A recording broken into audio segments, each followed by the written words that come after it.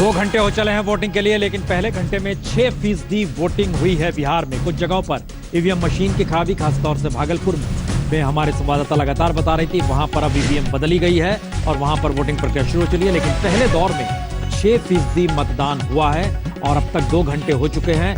ये हम आपको बता दें कि कुछ इलाकों में 3 बजे तक ही वोटिंग होगी, कुछ जगहों पर 4 बजे तक होगी और बाकी 36 विधानसभा सीटें ऐसी है जहां पर 5 बजे तक होगी। कुछ नक्सली प्रभावित इलाके, कुछ ग्रामीण और गांव और जंगल के भीतर के कुछ ऐसे पोलिंग बूथ हैं जहां पर 3 बजे तक ही वोटिंग हो पाएगी। वहां से शाम 5 बजे तक शहर में बूथ लेकर आया जाएगा। ईवीएम मशीन को लेकर आना जरूरी है। ये सारी स्थितियों के बीच ये स्थिति है कि 36 सीटों पर शाम 5 बजे तक और तकरीबन 5 सीट ऐसी है जहां शाम 3 बजे तक ही वोटिंग होगी और बाकी जो बची वोटिंग उसमें शाम 4 बजे तक वोटिंग होगी। लेकिन ये 6% वोटिंग शुरुआती दौर में हुई। हमारे साथ नए मेहमान जुड़ चुके हैं। अखबार, राष्ट्रीय हिंदी अखबार हिंदुस्तान के प्रधान संपादक शशि शेखर जी हमारे साथ हैं, वरिष्ठ पत्रकार आलोक मेहता जी हमारे साथ हैं और कुछ देर में हमारे साथ नलिनी सिंह भी जुड़ जाएगी। शशि शेखर जी, ये क्या माना जाए कि शुरुआती दौर की वोटिंग का ट्रेंड या पहले चरण के वोटिंग का ट्रेंड वाकई मायने रखता है? बहुत ज़्यादा मायने रखता है प्रसून जी। आमतौर पर अब तक माना जाता था कि जब बहुत ज़्यादा टर्नआउट होता है तो वो सत्तारूढ़ दल के खिलाफ जाता है, लेकिन दिल्ली के चुनाव ने इसको बदल दिया। जब दिल्ली में ग्रेटर कैलाश में रिकॉर्ड टूट रहे थे तो मुझे लगा कि अब शायद अरविंद केजरीवाल नहीं आएंगे, लेकिन वहाँ भी वो जीते थे। तो मैं इसको 2 अर्थों में लेता हूँ।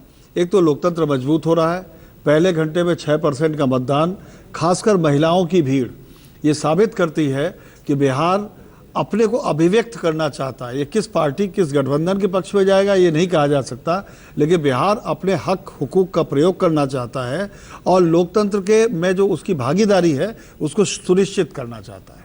नहीं तो क्या ये माना जाए कि ये जागरूकता या ये परिवर्तन की लहर या बदलाव को लेकर विकास की सोच या इन सब से इतर, जिसका जिक्र हम लोग चूंकि इससे पहले लगातार एक बात का जिक्र कर रहे थे कि जो वोट पावर की जो ताकत है उस ताकत का एहसास दलित, महादलित, पिछड़ा, गरीब तबका अब इनके भीतर बहुत तेजी से जागृत हुआ है। यकीनन आप बिल्कुल ठीक कह रहे हैं। जो जिनको लगता था कि हम वंचित रहे हैं शताब्दी दर शताब्दी, वो उभर कर सामने आने लगे हैं। लेकिन मैं इसमें ये देख रहा हूँ जहाँ पर अपर कास्ट का भी बोलबाला है वहाँ महिलाओं की भागीदारी बहुत ज़्यादा है। पहली बार शायद बिहार में जो 18% अपर कास्ट है वो भी अपनी शक्ति को बहुत कायदे से प्रस्तुत करना चाहता है। अब तक होता यह था कि अपर कास्ट के गांवों में महिलाओं के वोट कम पड़ते थे, लेकिन मैं जो सुबह से अपने संवाददाताओं के टच में हूं, उनका कहना है कि जो अपर कास्ट के गांव हैं वहां भी वोटिंग परसेंटेज लगभग वही है। भागलपुर में रीमा आप मौजूद हैं, आवाज आ रही है तो बताइए। अश्वनी चौबे वहां पर पहुंचे हैं वोट डालने के लिए, चूंकि उनके बेटे चुनाव लड़ रहे हैं वहां पर, इसलिए उनके लिए कहीं ज्यादा और महत्वपूर्ण है। अरिजीत शाश्वत जो कि है उम्मीदवार बीजेपी के, बेटे को टिकट दिया गया है और दूसरी तरफ कांग्रेस के अजीत शर्मा है। रीमा, प्रसून जी, अश्वनी चौबे अभी रास्ते में है, अभी पहुंचे नहीं है, लेकिन अरिजीत शाश्वत जो उनके पुत्र है जो यहाँ से अपनी किस्मत आजमा रहे हैं वो जरूर यहाँ पर पहुंच गए हैं और अभी फिलहाल मतदान केंद्र के अंदर हैं। जैसे ही बाहर निकलेंगे जरूर ये जानने की उनसे कोशिश की ही जाएगी कि उनका एक नाम सामने आया और बीजेपी में 2 फाड़ हो गए। पूरी की पूरी हम कह सकते हैं कि बीजेपी पार्टी रिवोल्ट पर आ गई थी। अमित शाह ने लगातार चेतावनी दी बीजेपी के नेताओं को। यहाँ शाहनवाज हुसैन वर्सेस अश्वनी चौबे का जो कैंप है वो तो हमने पिछले चुनाव में ही देखा और तमाम बातें उसमें भी सामने आई थी कि शाहनवाज हुसैन की हार के पीछे तमाम वजह उन्होंने जो लगाई थी अपनी ही पार्टी के अंदरूनी भीतरघात को भी वजह उन्होंने बताई थी। इस बार भी यही कुछ यहाँ पर हम कह सकते हैं कि देखने को मिल रहा है, क्योंकि पुत्रवाद और परिवारवाद के जो आरोप है वो यहाँ पर जो यहाँ की यूनिट है बिहार इकाई बीजेपी की, उसने यहाँ पर लगाए थे और आला कमान तक संदेश पहुंचाया था। रिबेलियन भी बीजेपी के हम सामने जरा सा आपको रोक रहे हैं रीमा। इन सब के बीच एक जानकारी आ रही है कि अवधेश कुशवाहा जो कि स्टिंग विवाद में फंसे हैं, उन्होंने इस्तीफा दे दिया है, अपना सौंप दिया, इस्तीफा भेज दिया गया है। लेकिन वो कह रहे हैं कि जो सच स्टिंग ऑपरेशन में है वो नहीं है, मैं सच सामने लाने की कोशिश करूंगा। लेकिन कहीं ज्यादा महत्वपूर्ण यह है कि ना सिर्फ, पहले उनकी बात सुनते उनका क्या कहना है। इस्तीफा भेजने के साथ ही उन्होंने कुछ कहा।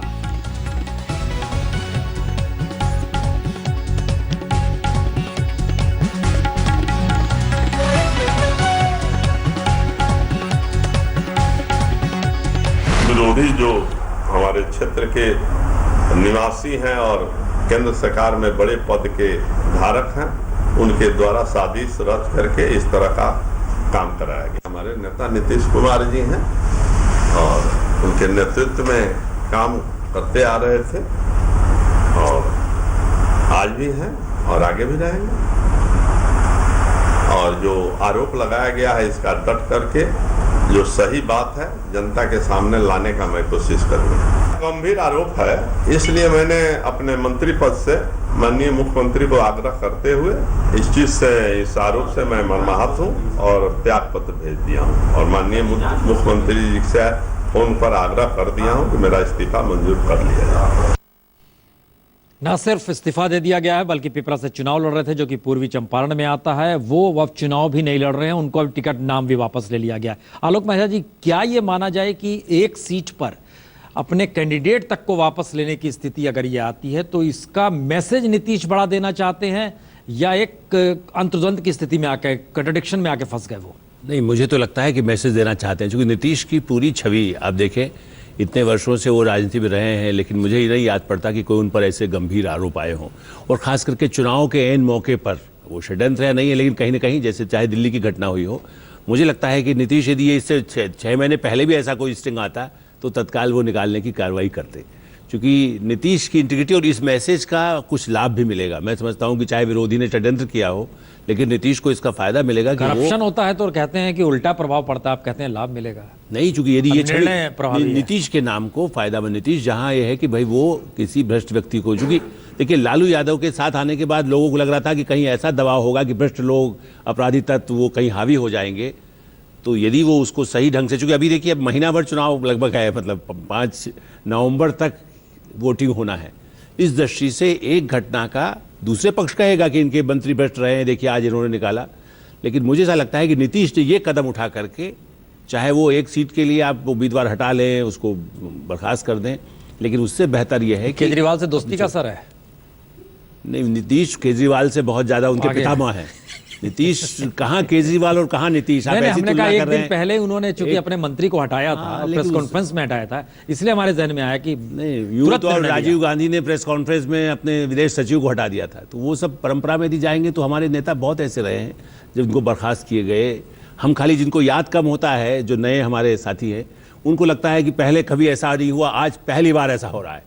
मोदी जी भी यही कहते हैं कि पहली बार ऐसा हो रहा है। सीढ़ी भी कोई पहले चढ़ता है तो मोदी जी कहते हैं कि आज पहली बार दुनिया में वॉशिंगटन की सीढ़ी पर कोई चढ़ गया है। तो अब बहुत सारी सीढ़ियां हमने देखी है, इसलिए ये मत कहें कि केजरीवाल या मोदी जी देश में सब कुछ पहला कर रहे हैं। मुंदड़ा कांड से लेकर आज तक बहुत कुछ हुआ है इस देश में। मतलब मैं इसलिए मैं कह रहा हूँ ऊपर हम नेहरू पर न भी जाए, यदि हमने इंदिरा गांधी भी देखी है, कई लोग इस तरह के जब आते हैं तो ये होना भी चाहिए प्रजातंत्र में। कई बार उसको जब बर्दाश्त नहीं किया जाए, लेकिन यदि आपका सामने, अब तो हमारा मीडिया है, पहले तो हम संसद में भी जो पैसा लेकर के हमें मालूम होता था लेकिन हम छाप नहीं सकते थे। आज स्टिंग आपको बधाई देना चाहिए टीवी मीडिया को, जिसकी वजह से आज ये हो रहा है। अब यही हो रहा है। हम चले, हमारे साथ चूंकि तमाम रिपोर्टर जुड़े हुए हैं, असर बेगूसराय में है। रीमा, जैसे ही अरिजीत बाहर निकले वोट डाल के, आप रोकिएगा उन्हें, जरा पूछिएगा उनसे, बातचीत जो हो पाती है हम आपके पास वैसे ही आ जाएंगे, आप जैसे ही कहिएगा वो आ गए निकल के। असर, क्या स्थिति है बेगूसराय में इन सब के बीच? हालांकि पहले घंटे 6% वोटिंग हुई है, लेकिन वहां पर वोटिंग का ट्रेंड आप पीछे देखिए, मेरे यहाँ पे 4 बूथ हैं। टोटल वोटर जो, मैं बेगूसराय शहर में हूँ, टोटल वोटर जो है वो करीब 4,500 हैं। 2 घंटे हो गए हैं। जैसा कि हमें बताया गया, अभी हमने यहाँ पर अधिकारियों से अंदर बात की थी, उन्होंने कहा करीब 700 750 लोग आके अपना वोट डाल चुके हैं। ये शहरी इलाका है, यहाँ पर हम लोग देख रहे हैं कि महिलाएं काफी आ रही हैं। करीब 60 से 70% जो है सुबह 2 घंटे में हम लोगों ने महिलाओं को आते हुए देखा। तो जाहिर सी बात है, बहुत उत्साह है लोगों के अंदर, वो आ रहे हैं, अपना वोट डाल रहे हैं, और महिलाओं का निकलना ये भी एक चीज है जो कि देखी गई। यकीनन हम आपके पास लौटते हैं। रीमा, अरिजीत का क्या कहना है? पहली बार चुनाव लड़ रहे हैं, बेटे हैं नेता के, जो उनकी एक शख्सियत है भागलपुर में, अश्विनी चौबे के, इन सब का प्रभाव इस चुनाव में उनको नजर आ रहा है? क्या इशू है उनके सामने? अरिजीत शाश्वत वोट डाल दिया है। हालांकि यहाँ पर बहुत लंबी कतारें लग गई थी, 1.5 घंटे बाद यहाँ पर मतदान शुरू हुआ है। एक आपका नाम है जिसने बीजेपी में खलबली पैदा कर दी है, पुत्रवाद, परिवारवाद, वंशवाद के आपके पिताजी पर आरोप लगे, उन सबका कुछ नकारात्मक प्रभाव? देखिए, मैं बस इतना जानता हूँ भारतीय जनता पार्टी एक राष्ट्रवादी विचारधारा की पार्टी है और उसका विश्वास हमेशा संगठक के रूप में, एक कार्यकर्ता के रूप में, एक कार्यकर्ता के ऊपर रहा है। मेरे ऊपर एक जिम्मेवारी दी गई है, मैं इस जिम्मेवारी का निष्ठापूर्वक निर्वहन कर रहा हूं। नहीं, ऐसी क्या आपको लगता है आप पे खूबी रही जिसकी वजह से विद्रोह इतना ज्यादा हो गया है कि आपकी पार्टी के रिबेलियन भी आपके सामने खड़े हैं जो कह रहे हैं कि असली कैंडिडेट तो वही थे, पार्टी के हकदार वही थे? कौन क्या कर रहा है इस पर मैं नहीं जाऊंगा। जब नाम बड़ा होता है तो ऐसी बातें होती हैं। भारतीय जनता पार्टी का विश्वास मेरे ऊपर है और मैं एक कार्यकर्ता के रूप में जनता के बीच में आया हूं। मुद्दा बताइए, मुद्दा यहाँ पर विकास का नारा सब लोग दे रहे हैं, वो एक अलग चीज है। आपके पिताजी का नाम आपके साथ है, आपको लगता है कि पिताजी के नाम का सहारा आपके साथ ज्यादा है या मुद्दे बलवान है इस एरिया के? देखिए, हमारे जो मुद्दे हैं वो विकास की गाड़ी पर बिहार को कैसे ले जाएं, इसी पर जनता का विश्वास है। किसी का नाम नहीं है। भारतीय जनता पार्टी और भाई नरेंद्र मोदी जी ने जो हमें सपना दिखाया है, जो संकल्प दिया है, उसी संकल्प को लेकर के हम जनता के बीच में गए हैं। रीवा, एक सवाल हमारा भी है। अश्वनी चौबे आपके साथ, आपके जी प्रसन्न जी, उनसे पूछिए, रात 9 बजे के बाद ट्रकों की आवाजाही के बाद भागलपुर ठप पड़ जाता है, बच्चों के सुबह स्कूल जाने मुश्किल होते हैं, कोई बीमार पड़ जाए अस्पताल नहीं जा सकता, मरीजों की मौत हो चुकी है। यह भी हम लोगों ने लगातार देखा पढ़ा है और हम जब खुद वहां पर मौजूद थे हम ये स्थिति देख रहे थे। सवाल सिर्फ इतना है कि भागलपुर में अश्वनी चौबे, अब उनके बाद उनके बेटे, लेकिन भागलपुर बदल क्यों नहीं पा रहा है? गड़बड़ी कहां पर है? इससे पहले तो नीतीश कुमार के साथ यही लोग थे।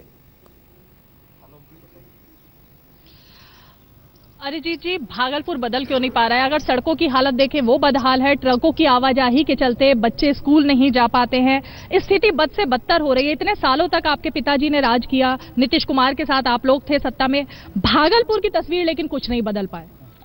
देखिए, ये आपका परिदृश्य आप जो बता रहे हैं वो हो सकता है, लेकिन पिछले सरकार में 10 साल में जो पूर्व के 7-7.5 साल रहे हैं उसमें भागलपुर को बहुत कुछ मिला है।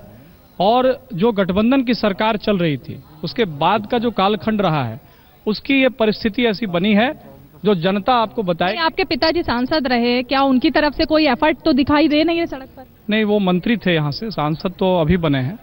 और अपने मंत्रित्व काल में जो उनके द्वारा 3 विभाग थे, स्वास्थ्य, पीएचईडी और नगर विकास, उसमें बहुत महत्वपूर्ण कार्य हुए। 400 करोड़ से भी ज्यादा योजनाओं को भागलपुर में फलीभूत करने के लिए उतारा गया। एक सवाल शशि शेखर जी भी पूछेंगे, जरा उनको रोकिए। हुई है भागलपुर को, वो जरूर होगा, निश्चित तौर पर होगा। स्मार्ट सिटी के लिए तो हजारों करोड़ की योजना भारत सरकार ने दे दी है। योजनाएं जरूर दी जा रही है। एक सवाल स्टूडियो से भी लिया जा रहा है जी। रीबा, मेरा सवाल ये है कि नगर विकास मंत्री रहे हैं चौबे जी, लेकिन भागलपुर की सड़कें, नालियां अभी भी बजबजाती हैं और वहां पर डेंगू जैसे प्रकोप 12 महीने रहते हैं कोई ना कोई रोग की शक्ल में। तो चौबे जी ने क्या 2 काम किए? एक बात ये पूछिए। दूसरा सवाल इनसे पूछिए, अगर ये जीत गए, सरकार बन गई, तो पहले 3 काम इनके क्या होंगे? 2 सवाल आपसे पूछे जा रहे हैं कि एक तो नगर विकास मंत्री आपके पिताजी रहे, लेकिन नालियों की हालत बदतर है, सड़क की हालत बदतर रही, डेंगू का प्रकोप बढ़ा, मच्छरों का प्रकोप बढ़ा, उसके लिए क्या आपके पिताजी ने कुछ किया? मैंने पहले ही कहा कि बिहार सरकार में मंत्री रहते हुए उन्होंने नगर विकास में 216 करोड़ रुपया दे करके। पैसों की बात मत बताइए, हकीकत में क्या हुआ? हकीकत में यही हुआ कि भागलपुर की जो स्थिति पहले थी उससे काफी बेहतर स्थिति सरकार बनने के बाद हुआ और यहाँ की जनता जो है इसका आकलन करके आने वाले समय में मताधिकार द्वारा इसका जवाब देगी। दूसरा सवाल है, अगर आप जीतते हैं और सरकार बनती है आपकी, तो आपके पहले 3 काम क्या होंगे जो आप करना चाहेंगे? मुख्य रूप से जो जाम की समस्या है उसको निजात दिलाना, सड़क की बात हो रही है और स्वास्थ्य। ऐसे तो 3 काम मैं आकलन नहीं करता हूं, मैंने 21 सूत्री अपना मैनिफेस्टो दिया है, मैं सब पर काम करूंगा, लेकिन प्राथमिकता यही होगी। अंतिम सवाल ये है कि आपको लगता है आपकी पार्टी के जो बड़े नेता हैं, जो खुद हमने जब पिछले 3 दिनों में और लगातार हमारे जो संवाददाता यहाँ पर घूमकर जा रहे हैं, उन्होंने देखा कि आप ही की पार्टी के लोग आपके खिलाफ काम करने पर लगे हैं और वो चाहते हैं कि आपके जो राइवल हैं वो जीत जाए? पार्टी निष्ठा के साथ पूरी पार्टी एकजुट होकर के एक जगह है और जो पार्टी के साथ चलते हैं वही पार्टी कला। शाहनवाज हुसैन, निशिकांत दुबे सब साथ में हैं आपके? बिल्कुल, आपको जानकारी नहीं है कि वो साथ में चुनाव प्रचार किया उन लोगों ने? चुनाव प्रचार तो किया, लेकिन साथ में है आपके? बिल्कुल साथ में है, हमारे पार्टी के बड़े नेता साथ में। शुक्रिया। तो बिल्कुल देखिए प्रसून जी, हकीकत तो अब हम सब देख ही चुके हैं कि कितने नेता इनके साथ हैं और कितने लोग घर घर जाके उन्हीं के समर्थक क्या क्या प्रचार आखिर इनके बारे में कर रहे थे। जी यकीनन हमें लग रहा था वो भागलपुरी सिल्क का जिक्र करेंगे, वो बुनकरों का जिक्र करेंगे। हम चाह रहे थे कि उसका भी जिक्र हो, क्योंकि 50,000 बुनकर परिवारों का पलायन हो चुका है। हैंडलूम, पावरलूम बंद हो रहे हैं बड़ी तादाद में, और अब मोहताज है 2 जून की रोटी के लिए बुनकर वहाँ का, ये स्थिति भी आ गई है। और आप चूंकि खुद खड़ी हैं जहाँ पर, जो कि शरद चंद्र जी जहाँ पर पढ़े थे, तो एक साहित्य भी था, बंग साहित्य अपने तौर पर उसकी पहचान थी, बंग संगीत था, ये सारी चीज़ें धूमिल होती, इसलिए भागलपुर जिस रूप में मौजूद था उस रूप में मौजूद नहीं है, ये भी एक स्थिति है। और भागलपुर संयोग से जाना जाता है तो पता चलता है कि दिल्ली सरकार का मंत्री तोमर फर्जी सर्टिफिकेट कहां से लाया, तो भागलपुर यूनिवर्सिटी या विक्रमशिला का जिक्र हो जाता है। ये स्थिति एक आ गई है। बहरहाल इसके आगे जरा सा चलते हैं। हमारे साथ चूंकि जुड़े हुए हैं अशोक सिंघल जी भी नवादा से। अशोक जी, वहां पर क्या स्थिति है और लोगों की बड़ी तादाद, युवा ज्यादा है, बुजुर्ग ज्यादा है, महिलाएं ज्यादा हैं? देखिए प्रसून, तमाम लोग हैं यहाँ पे। महिलाओं की कतार देख सकते हैं, बहुत लंबी है। बुजुर्ग भी हैं, युवा लोग भी हैं। सुबह से ही 6:30 बजे से लोग यहाँ आना शुरू हो गए थे, जबकि पोल 7 बजे से शुरू होना था। महिलाएं देख सकते हैं, काफ़ी तादाद में महिलाओं की लंबी लाइन है। सुबह हालांकि थोड़ी दिक्कत हुई थी आधा घंटा के लिए, लेकिन उसके बाद से सुचारू रूप से यहाँ पे चल रहा है। पोलिंग ठीक हो रही है और कोई समस्या नहीं है। लेकिन सबसे बड़ी बात प्रसून, जो लोगों से यहाँ पे बात की जा रही है, विकास उनके लिए अहम मुद्दा है। उनका ये कहना है कि सड़कें ठीक होनी चाहिए, रोजगार होने चाहिए, और जो शिक्षा का स्तर है वो ऊंचा होना चाहिए। हेल्थ की समस्या है, विकास अपनी जगह मुद्दा है। नेताओं ने बेशक जातीय समीकरण हो चाहे दूसरे मुद्दे उछाले हो, लेकिन लोगों को लगता है कि विकास सबसे ज़्यादा जरूरी है, जो उनको प्रभावित करता है। जो वर्कर हैं, डेडिकेटेड लोग हैं, वो बेशक जातीय समीकरणों पे या पार्टी बेस पे वोट दें, लेकिन एक बड़ा तबका है जो विकास को देख करके वोट देगा। जो भी पार्टी उनको लगता है कि विकास कर सकती है, चाहे वो महागठबंधन हो या एनडीए हो, उसको वो वोट देंगे। लेकिन लोगों का ये कहना है कि जो मुद्दे आए, चाहे वो बीफ का मुद्दा रहा हो, अगड़ी पिछड़ी जाति का मुद्दा हो या दूसरे मुद्दे हो, उनका बहुत ज़्यादा असर नहीं पड़ता है। हम लोगों को जो रोज़मर्रा में समस्याएं आती हैं वो ज़्यादा मैटर करती हैं। बेशक नेता अलग अलग इक्वेशंस के हिसाब से आगे बढ़ें, लेकिन जनता का सरोकार विकास से है प्रसून, और उसी को देखते हुए यहाँ पे जो पहली बार वोट डालने आए प्रसून, उनका भी यही सरोकार था कि विकास होना चाहिए, एजुकेशन होनी चाहिए, रोजगार होना चाहिए। चलिए हम आपके पास लौटेंगे। शशिशेखर जी, एक सवाल जहन में इसलिए महत्वपूर्ण है क्योंकि नवादा से ये बात कर रहे थे हमारे संवाददाता अशोक सिंघल जी। नवादा की 5 सीट जो है पिछली बार उस गठबंधन को गई थी, जो इस बार बिल्कुल अलग अलग है। एक तरफ जेडीयू, एक तरफ बीजेपी, दोनों बढ़ गया। तो क्या निचले स्तर पर भी ये धारणा लोगों की बदल जाती है कि नेता बदल गया? क्योंकि हम इससे पहले जिक्र कर रहे थे एक नेता के जरिए पूरी जाति क्या उस दिशा में चली जाएगी। दूसरा सवाल है, अगर चली जाती है और ऐसी स्थिति आती है तो क्या निचले कैडर में मूवमेंट शुरू हो जाते हैं, वोटर शुरू हो जाते हैं? बीजेपी आज नीतीश के खिलाफ लड़ रही है, नीतीश बीजेपी के खिलाफ लड़ रहे हैं, दोनों की बड़ी तीखी लड़ाई है। क्या होता है? दुखद ये है भारतीय लोकतंत्र में कि हम जिनको एक दूसरे को कोस कर सत्ता में आते हैं या विधानसभा या संसद में पहुंचते हैं, हम अक्सर उनका समर्थन करते नजर आते हैं। कुछ सामने से समर्थन करते हैं, कुछ पीछे से समर्थन करते हैं, और अक्सर विपक्ष के कुछ लोगों ने ही दूसरे की सरकार चलाने में भूमिका अदा की है, कभी वॉकआउट करके, कभी कुछ करके। लेकिन इसके बावजूद मैं 2 बातें बिहार के इलेक्शंस में देखता हूँ। बिहार में जब परिवर्तन की कामना जागती है तो वो कामना किसी भी पुराने परंपरा से ऊपर चली जाती है। लेकिन जब उनके कद्दावर नेता इधर से उधर होते हैं, जैसे आप रामविलास पासवान को देख लीजिए, मुझे अगर मैं याद करूं उनका अतीत, तो सभी गठबंधनों में रहे हैं, सभी सरकारों में रहे हैं, वो उनका वोट उनके साथ ट्रांसफ़र होता है। आज एक नई शख्सियत वहाँ पर पैदा हुई, मांझी, वो यही मानकर लोगों ने उनको वेटेज दिया, दूसरे गठबंधन ने, कि ये वोट ट्रांसफ़र करा लेंगे अपने साथ का। आज इस चुनाव को यही तय करना है कि बिहार अपने पुराने रास्ते पर चलेगा कि वोट जातियों में, कुछ जातियों के समूहों के गठबंधन में उसमें चलेगा, या बिहार एक अपना सर्वसम्मत निर्णय करेगा। जैसे मैं अशोक सिंघल से पूछना चाहता था, लोग विकास चाहते हैं, पर आपके सबके सारे सर्वेज ने कहा कि नीतीश कुमार ने विकास किया। नीतीश कुमार अगर आप सारे सर्वे देख लीजिए तो अपेक्षा से ऊपर ही औसत उनका आता है।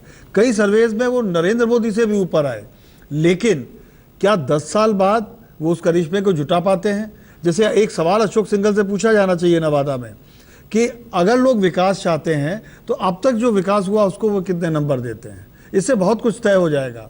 एक बात मैं और देख रहा हूँ, जो लाइनें लगी हुई हैं उसमें अल्पसंख्यक महिलाएं भी बड़ी संख्या में बुर्का पहने हैं, अपर कास्ट की महिलाएं भी, अगर आप उनके कपड़े देखिए। ये बिहार सच में इस बार जैसे लोकतंत्र का महोत्सव मनाने के लिए एकजुट हो गया है। हमें लगता है हम दोबारा उस सवाल पे लौटना चाहेंगे जिस सवाल को लेकर हमने सुबह से बहस शुरू की थी, विकास को लेकर ग्रामीण इलाके की सोच, शहरी इलाके की सोच, कंज्यूमर की सोच, आर्थिक तौर पर पिछड़े तबके की सोच में बड़ा अंतर है। और क्या राजनेताओं ने उस मर्म को पकड़ा है जहां पर शहरी मिजाज, कंज्यूमर की सोच विकास देखना चाहती है, उससे इतर वहां पर लालू यादव सरीखे शख्स कहते हैं हमने रोटी पलट दी, ये भी एक बड़ा विकास है।